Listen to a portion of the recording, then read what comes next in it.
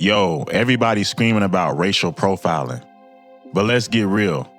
Profiling is 90% of police work. You cannot do the job without it. And here's the truth.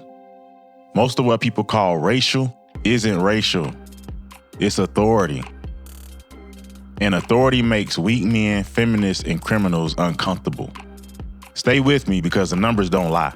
For those of you who don't understand, let's make it simple. What's racial and what's not racial? What's not racial?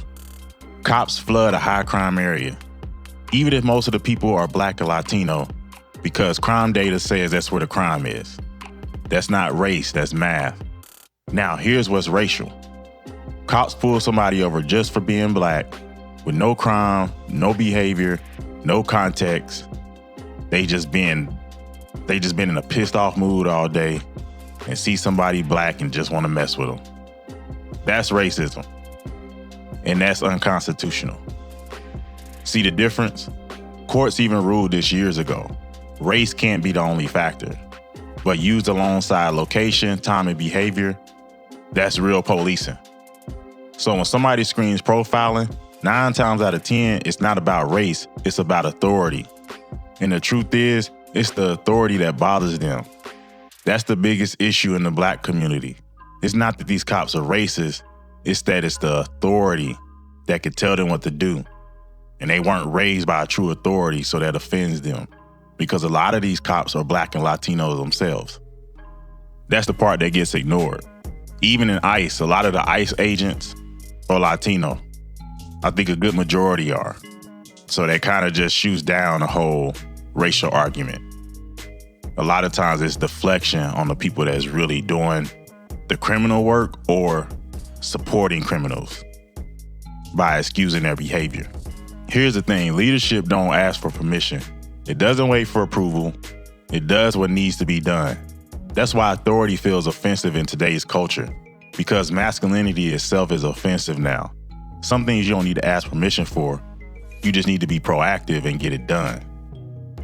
But we in a society of feelings and we gotta be nice to this person, be nice to that person so that we don't rub them the wrong way, instead of that person holding themselves accountable and understand that not everything is offensive. Some of this shit is just for you to get right because nobody's beyond reproach. We raised a generation that wants freedom without responsibility, rights without order, and safety without discipline. But here's the thing, reality don't give a fuck about your feelings. Order is what keeps people alive. Chaos is what buries them. That's what you see in the news all the time, chaos. Innocent lives taking over 2 niggas wanting to argue over some dumb shit. Let's look at DC.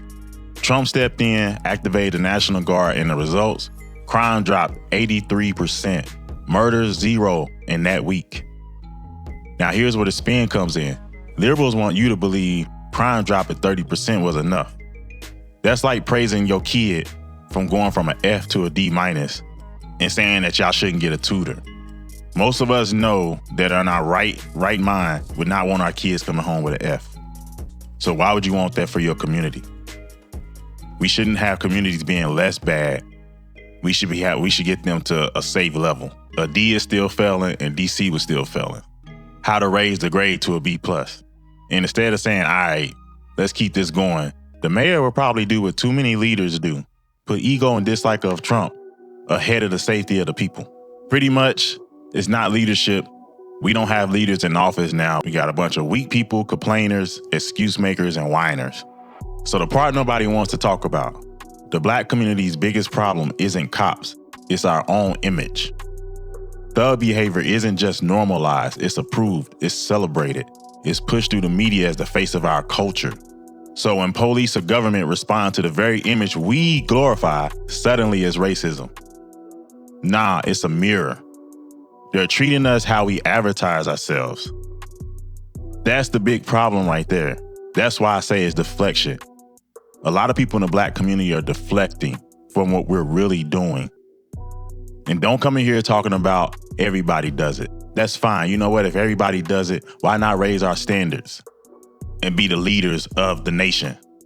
Why not have people say, you know what? I want to be like them niggas over there. I want to be like Black people. because they respect each other. They don't get loud. They don't fight in public, pull guns, act like thugs, and shoot each other and push the #1 rap song that's talking about drugs, crime, sex. We don't push that to #1. We actually denounce that. And we want our conscious rappers to come back. We want our women rapping about family and stuff, but guess what? That's probably boring. And if you think that's boring and not entertaining, then you got to deal with the consequences when authority comes in and want to shut this shit down. It's pretty much like women dressing like prostitutes, how they dress now, and then getting mad when a man only approached them for sex.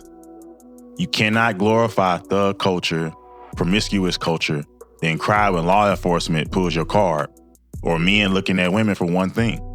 See, pretty much a city without God and without fathers will always collapse. That's the root. Having no fathers in the home breeds chaos. Chaos breeds crime. Crime invites authority. Trump coming into DC because the so-called leaders can't control their city. That's pretty much why I would never advocate for a woman to be in a position of power, because they're too nice. The only way I would probably consider it is if they had a strong husband behind them. And it's the same thing for men. I don't necessarily know if I would want a single man in leadership, let alone a weak man. And as much as y'all hate Trump, and he probably had his mistakes, which every man has, he is showing true leadership. So here's the thing. You can either choose the authority of a father in the home or deal with the authority of the state or the National Guard in your streets. Deflection, that saves you and your community's dignity. But guess what? Accountability and order saves your life. So here's the bottom line. The National Guard ain't a path to a military state, because a takeover by law can only go for 30 days. What does that do? That prevents a military state. But moreover, the gem to take away from this, if you don't want police and feds stepping in, be proactive, not reactive. Right now, y'all being reactive by getting pissed that the National Guard has to step in.